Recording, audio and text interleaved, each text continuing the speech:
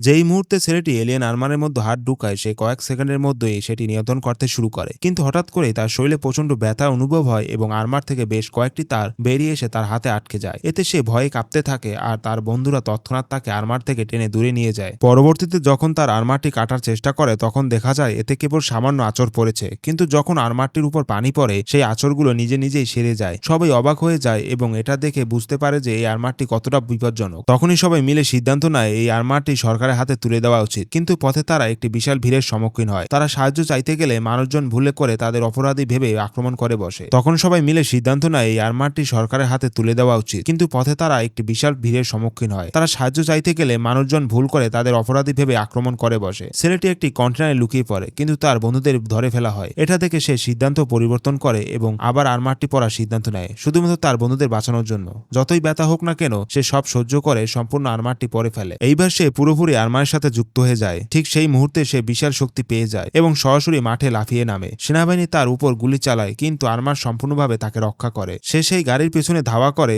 যেটি তার বন্ধুদের বন্দী করে নিয়ে যাওয়া হচ্ছিল। ড্রাইভার ভয়ে গাড়ি চালিয়ে পালাতে চায়, কিন্তু ছেলেটি নিজের সমস্ত শক্তি ব্যবহার করে গাড়িটাকে পাশের দিকে ছুঁড়ে ফেলে। এক মুহূর্তের জন্য সে দেখতে ভয়ঙ্কর লাগে, কিন্তু তারপর হঠাৎ করে আর্মারটি তার দেহ থেকে আলাদা হয়ে যায়।